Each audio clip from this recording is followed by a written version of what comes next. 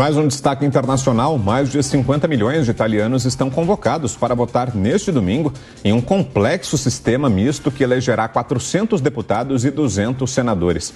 A gente volta ao vivo à Europa. O nosso correspondente Luca Bassani tem informações. A grande favorita para essa eleição é a extrema-direita, Luca, é isso? Exatamente, Vitor. As eleições na Itália acontecem amanhã, tanto para o Parlamento quanto para o Senado, e a candidata considerada de extrema-direita, Giorgia Meloni, é que parece com melhores intenções de votos.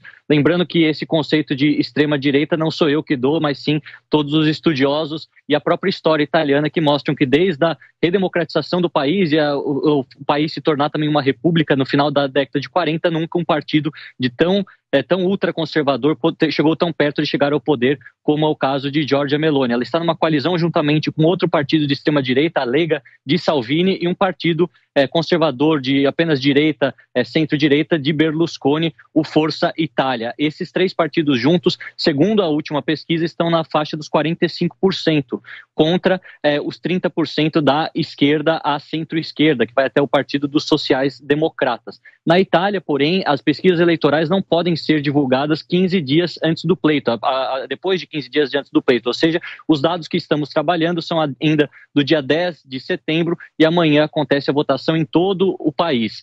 Nós sabemos que houve uma redução no número de parlamentares, né? O Senado caiu de 320 mais ou menos para 200 senadores, enquanto que a Câmara dos Deputados de 630 para 400. Caso Meloni seja eleita, segundo o que mostram as pesquisas, ela será a primeira mulher a conseguir esse cargo em toda a história italiana. Ela que tem uma voz bastante forte na vertente anti-imigração, anti-LGBT, e também se encontra uma posição difícil, ela e principalmente Berlusconi, pelo seu apoio ao presidente Putin ao passado, inclusive até Matteo Salvini, o outro que faz parte desse trio de conservadores. O Berlusconi, inclusive, ontem falou que o presidente Putin foi puxado para a guerra e que ele não teria tanta culpa, algo que caiu muito mal na mídia italiana e na própria opinião pública, já que ambos são amigos desde a época em que Berlusconi foi primeiro-ministro. Ele foi primeiro-ministro da Itália em 3 vezes, a última vez terminando em 2011, e também considerando agora essa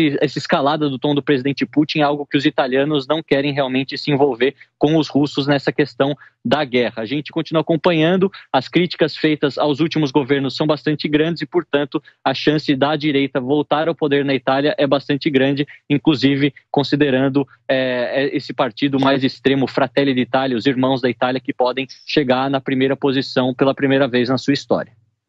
Agora, Luca, e além do regime político, que é muito diferente do nosso aqui no Brasil, o próprio sistema de votação também é bem diferente, né? Esse usado na Itália em relação àquilo que veremos, por exemplo, semana que vem, no próximo final de semana aqui no Brasil, né? Aí na Itália, apesar da data oficial da votação ser amanhã, eu digo aí, mas você está em Munique, na Alemanha, mas aí na Europa, apesar da data da eleição italiana ser amanhã, o domingo, 25 de setembro, a votação já começou. Você, inclusive, que tem direito ao voto na Itália, inclusive já votou, né? Como é que é a distância? Como é que funciona?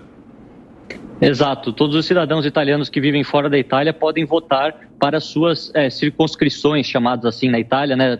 Tem na América Latina e tem também na Europa. Aqui há vários italianos que moram por vários países europeus. Para aqueles que votam pelo correio, que são os italianos residentes no exterior, a votação ela terminou no dia 22, ou seja, na quinta-feira. Eu votei e a gente vota exatamente como os italianos votam nas escolas eleitorais, só que você envia para o consulado onde será feita exatamente a contagem. São 2 votos, um voto para o Senado e um voto para o Parlamento, separadamente. Você pode escolher tanto o partido ou também o candidato específico dentro da lista do partido, coloca ambos as cédulas dentro de um envelope neutro, sem o seu nome, sem nenhum tipo de identificação, e deposita na urna, assim como os italianos amanhã farão em peso por todo o país. O sistema é complexo porque cerca de 1/3 dos votos são as escolhas diretas dos candidatos que têm o seu nome específico na lista, enquanto que os outros 2/3 são proporcionais aí à votação que o partido recebeu no âmbito nacional. É algo que é complexo, mas os italianos estão acostumados a votar dessa maneira e escolhem o seu premier há muito tempo assim. São 5 partidos os mais importantes, acho importante mencionar: o Fratelli d'Italia, que é considerado de direita até a extrema-direita, a Lega Nord de Salvini, também de direita à extrema-direita, o Forza Italia de Berlusconi, de centro-direita à direita, temos o Partito Democrático, que é de centro-esquerda à esquerda, e temos também o Cinque Stelle, o Movimento 5 Estrelas, que é um anti-establishment, anti-sistema, que vai desde a direita até a esquerda, um partido um pouco mais confuso. Há também partidos de extrema esquerda na Itália, mas eles são pouco representativos, não conseguem quase nunca superar a marca de 2% dos votos, portanto nós não damos tanto destaque, apenas esses 5, e amanhã saberemos o resultado, que também é contabilizado logo após o fechamento das urnas. Logo pela segunda-feira de manhã, provavelmente nós já teremos uma noção de quem será o próximo primeiro-ministro da Itália. Perfeito, vamos acompanhar então. Bom trabalho para você por aí, Luca. A gente volta a conversar ao longo do final de semana aqui no Jornal da Manhã. Até já.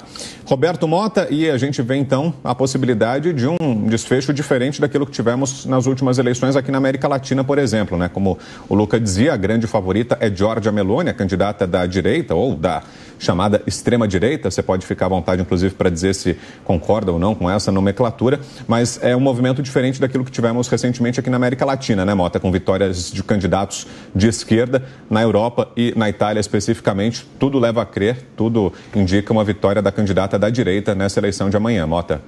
Exato, Brown. Há quem diga que isso é parte de um fenômeno de renascimento do conservadorismo na Europa. No ano passado, ou esse ano, nós tivemos uma vitória de conservadores na Hungria. Na França, a direita também teve resultados bastante expressivos. E eu queria justamente comentar essa escolha de chamar de extrema-direita qualquer partido de direita. É preciso observar. Todo partido de direita agora é chamado de extrema-direita, mas nenhum partido de esquerda é chamado de extrema-esquerda. Tomando aqui as coisas que o Luca falou, eu gosto muito das matérias do Luca, isso não há nenhuma crítica a ele, mas ultraconservador não é sinônimo de extrema-direita, de forma nenhuma. O que é extrema-direita? É fascismo e nazismo, é isso. Conservadorismo não tem nada a ver com fascismo e nem nazismo. Na verdade, conservadorismo e liberalismo, né? Isso que é a direita hoje é composta pelos conservadores e pelos liberais. Isso é o que forma a direita moderna. A ênfase do conservadorismo e do liberalismo está na liberdade individual, os direitos do indivíduo. Nada mais distante de extrema-direita do que isso. Nada mais distante de fascismo e nazismo do que o conservadorismo. E eu vou provar para vocês. Vamos lembrar quem foram os maiores políticos, os maiores líderes conservadores da história. Winston Churchill, o primeiro-ministro da Inglaterra, que foi o homem que desafiou o nazismo. Em determinado momento da Segunda Guerra Mundial, o nazismo era enfrentado pela Inglaterra sozinha. Quem foram outros líderes conservadores importantes? Margaret Thatcher, ex-primeira-ministra britânica, e Ronald Reagan, ex-presidente dos Estados Unidos, que venceram a luta contra o comunismo na União Soviética. Ronald Reagan, Margaret Thatcher e o Papa João Paulo II foram os responsáveis pelo fim do Muro de Berlim. Portanto, essa história de chamar partidos de direita de extrema-direita nasce de uma incompreensão do que é direita, das filosofias conservadora e liberal. E no caso da Europa é uma reação, porque a Europa estava dominada por um consenso, por uma hegemonia socialista, progressista, que muita gente diz que levou à decadência econômica da Europa. A gente está vendo esse fenômeno agora da guerra da Ucrânia, em que, de repente, os líderes da Europa descobriram que são dependentes do gás russo, o russo agressor.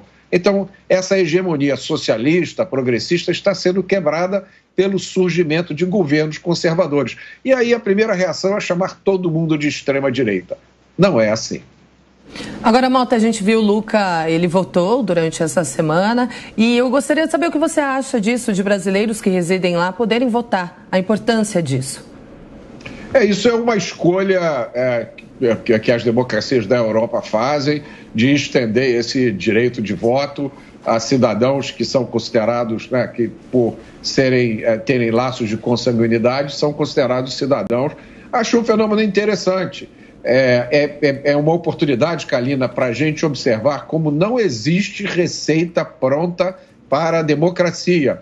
Nós escutamos todos os dias autoridades, pessoas que têm voz aqui no Brasil, citar isso ou aquilo como se fossem receitas infalíveis. E aí eu não vou perder a oportunidade para falar da questão do voto eletrônico, né? Muita gente apresenta a urna eletrônica, o voto eletrônico, como sendo um baluarte da democracia. E aí você vê que uma quantidade grande de outros países se vota em papel. Nos Estados Unidos, cada estado decide como vai votar. Uns votam usando computadores, outros votam com papel. Nos Estados Unidos tem um fenômeno que, assim, para a gente é uma coisa inacreditável, que é o voto pelo correio. Você recebe na sua casa um formulário, você preenche, manda aquilo pelo correio, que até deu uma certa discussão nas últimas eleições. Mas eu acho que esse seu ponto é muito importante, Kalina, porque a gente vê isso. Não existe receitinha de bolo para a democracia. Cada povo tem que encontrar o seu caminho, de acordo com as suas tradições, com os seus hábitos, com as suas dificuldades, com as preferências das pessoas.